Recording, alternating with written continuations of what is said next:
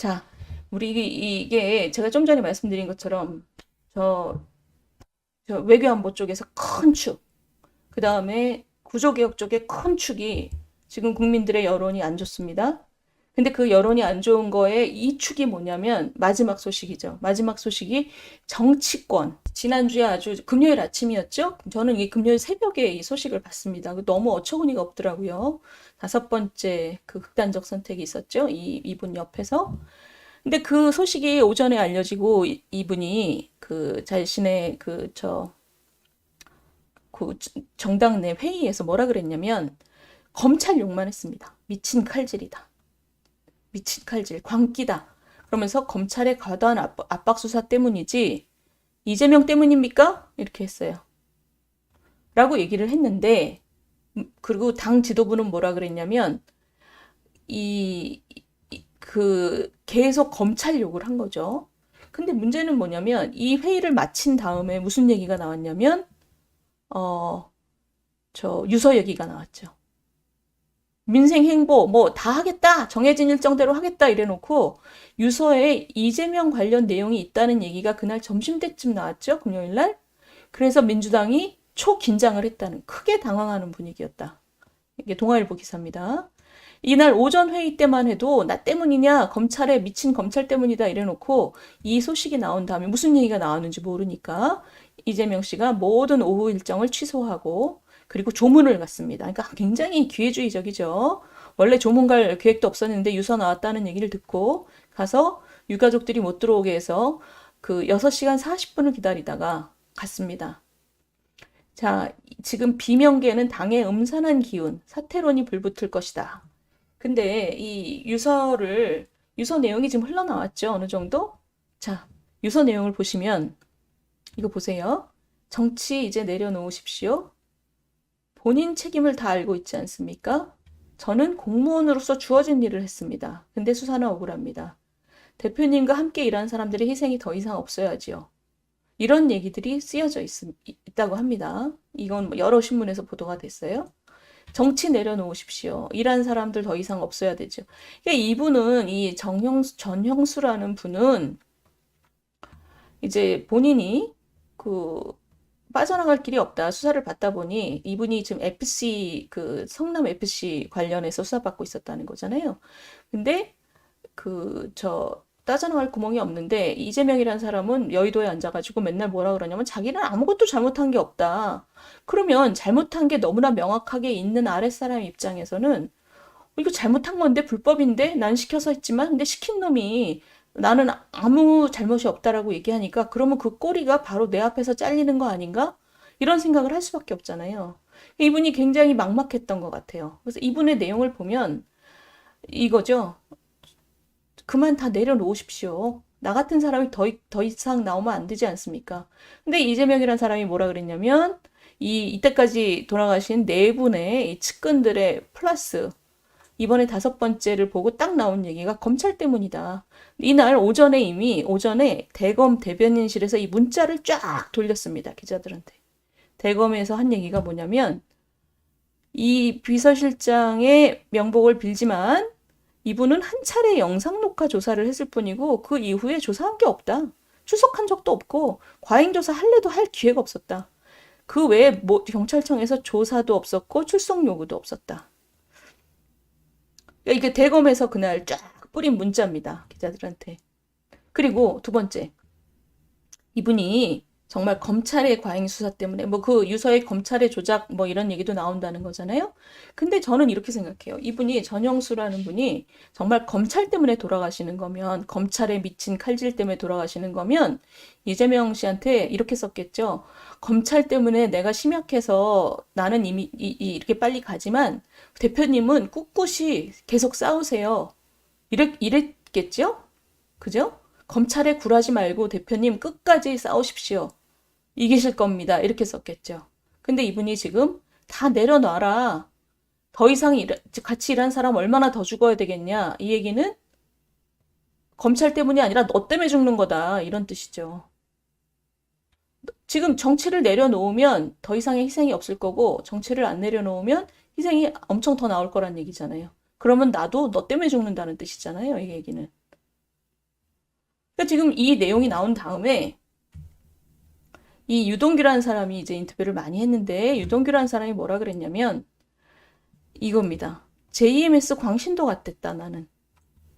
10년을 이재명을 위해서 산다고 했는데 이재명이 보낸 변호사 때문에 자기가 이 광신도에서 깨어났다. 왜냐하면 그 구치소에 있을 때 이 대표 기사만 뜨면 변호사가 왔는데 변호사가 자기를 걱정하는 게 아니라 자신이 뭔 얘기 했는지 탐색하러 온 느낌. 그러니까 기사에 뜬 내용이 내 입을 통해서 나갔느냐 이런 거를 탐색하러 온 느낌. 그러니까 이 사람이 뭘 느꼈냐면 이 광신도들이 그 교주님이 나를 정말 이렇게 이 JMS도 그랬다는 거잖아요. 처음에 신도가 오면 정말 입안에 혀처럼 굴면서 너무너무너무 세상에 너밖에 없는 것처럼 돌봤다는 거잖아요. 유동규라는 사람이 그런 착각에 빠져 있다가 이 그 변호사가 자기를 전혀 배려하지 않는다는 느낌이 들었을 때 교주님에 대한 그 광신이 깨진 거죠. 그래서 이 사람이 자기 자신에 대해서 뭐라 그랬냐면 내가 JMS 광신도였다.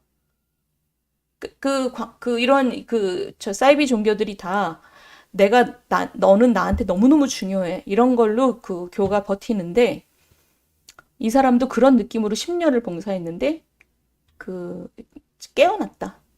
저 교주가 나는 정말 개무시한다는 느낌이 들면서 깨어났다는 거죠. 그런데 지금 이 돌아가신 분도 사실 유서 내용을 보면 그 얘기죠. 그 얘기입니다. 함께 일하는 사람들의 희생이 당신이 지금 잡고 있으면 더 나을 겁니다. 이런 뜻이잖아요. 그러니까 이분이 느낀 거는 당신이 그렇게 꼬리 자르기 하고 여의도에 앉아서 잘난 척하고 앉아 있을 때 함께 일하는 사람들을 생각하는 마음이 1이라도 있냐 이런 뜻이죠. 자, 그런데 주말에 이분이 전영수 고인이 발인날 이 사람은 장애투쟁을 갔습니다.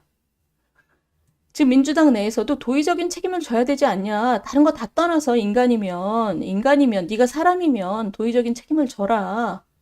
근데 이 윤영찬이라는 사람이 이런 얘기를 할 수 있게 된 것은 사실 유서 때문이죠. 유서의 내용이 저렇지 않았으면 진짜 검찰의 과잉 수사로 민주당 전체가 몰고 갔을 겁니다. 근데 유서가 나온 바람에 민주당 전체가 더 이상 버틸 수 없는 상황에 간 거죠. 그러니까 윤영찬이나 이런 비명 쪽은 벌써 돌아섰고 네가 사람이면 도의적 책임을 져라. 저 유서를 본 국민들이 다 똑같이 느끼는데 더 이상 버티는 게 무슨 의미가 있냐.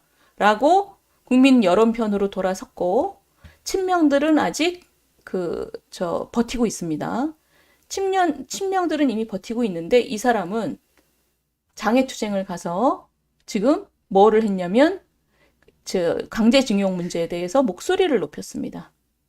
그러면서 뭐라 그랬냐면 자위대가 군합발로 한반도를 더럽힐 수 있고 가스라테프트 미락이 다시 나올 수 있다. 이러면서 지금 강제징용 문제로 완전히 몰빵을 했어요. 저 사람이 저렇게 좀 사람답지 못한 행동을 하는 거는 저희가 선거 때 충분히 봤지요. 그죠? 김문기 씨 10박 11일을 같이 놀다 와놓고 모른다 그러고 한 것도 그렇고 자제분이 나와서 정말 우리 아빠 몰라요? 이럴 때도 눈 하나 깜빡이지 않았습니다. 그리고 그분 장례식 때 저 사람은 산타 루돌프 쓰고 춤추고 찍었죠. 동영상 찍었죠. 근데 지금 이번에도 저는 전혀 새롭지 않습니다.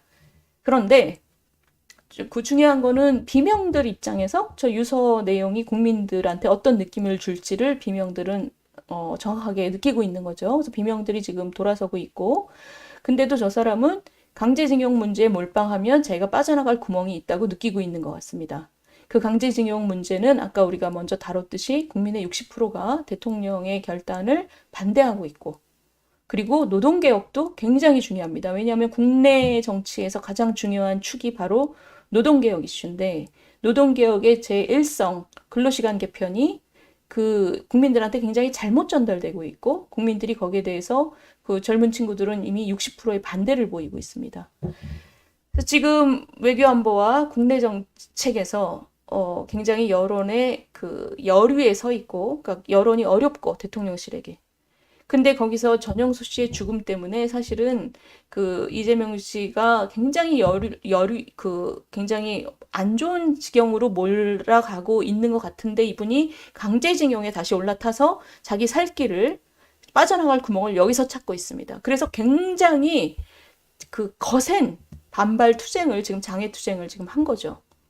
근데 이게 전반적으로 보자면 이 교착 상태가 끊어지자면 그 노동개혁 문제도 국민들한테 훨씬 더 전달이 잘 돼서 여론의 반전이 일어나야 되고 적어도 국회에서 입법은 안 되더라도 국민들에게 호의적인 여론이 적어도 비등비등하게는 가야 되고 그리고 무엇보다도 지금 외교안보 쪽에서 일본과 미국이 우리 대통령이 얼마나 어려운 결단을 했는지를 그 고려해서 자신들이 상응하는 조치를 적극적으로 내놔야 되는 거죠. 그러지 않으면 굉장히 어려워지는 상황이 지금 된 겁니다. 그러니까 지난주에 굉장히 많은 뉴스가 지금 그 굉장히 다른 뉴스인 것 같지만 이 세 가지 뉴스가 사실은 지금 상황에서 거미줄처럼 얽혀 있고 여기서 굉장히 중요한 그 나사 하나가 이재명이라는 정치인의 정치 인생이 요 세 가지 그 구성 요소 속에서 계속 갈지 말지가 이 지금 얽혀 있는 거죠. 그러니까 3 플러스 알파의 지금 교착 상황입니다. 근데 이재명이라는 사람의 정치 생명뿐만이 아니라 윤석열 정부가 앞으로 동력을 계속 갖고 갈 수 있을지 없을지가 바로 요 지금 교착 상황에서 어떻게 그 반전을 이뤄내느냐입니다. 그래서 지금 우리 시청자 여러분들께서도 저는 뭐 여러 가지 경로를 통해서 이렇게 시청자 여러분들께 뭔가 소개시켜드리고 특히 국내 정책에 대해서는 소개를 시키고 해설을 해드리려고 노력을 하는데 지금 너무 기울어져 있습니다. 제가 이거를 그 방송 지형을 보고 야 정말 어렵다. 어떻게 이럴 수가 있을까 싶을 정도로 굉장히 기울어져 있습니다. 그래서 어쨌든 주목해 주시고 이번 주도 이 앞으로 뭐 몇 주는 굉장히 그 경랑 속으로 지금 빠져들고 있는 것 같습니다. 이소 내용 때문에 국민들이 얼마나 섬뜩한 건 섬뜩한 거고, 그러니까 예를 들어 이런 거예요. 유서 내용이 전면이 공개가 안 됐기 때문에 아직도 국민들은 그 판단을 유보하고 있는 분들이 계십니다. 그런데 한 가지, 정말 검찰 때문이었으면 이 사람한테 내려놓으라고 안 그러죠. 끝까지 저를 위해 싸워주십시오 이러죠. 근데 당신 내려놓으세요. 저 같은 희생이 당신 때문에 더 나오면 안 되지 않습니까? 라고 얘기한 순간 유서 전문을 볼 필요도 저는 없다고 생각해요. 이분이 얼마나 이재명이라는 사람에게 배신감을 느꼈는지가 잘 나오잖아요.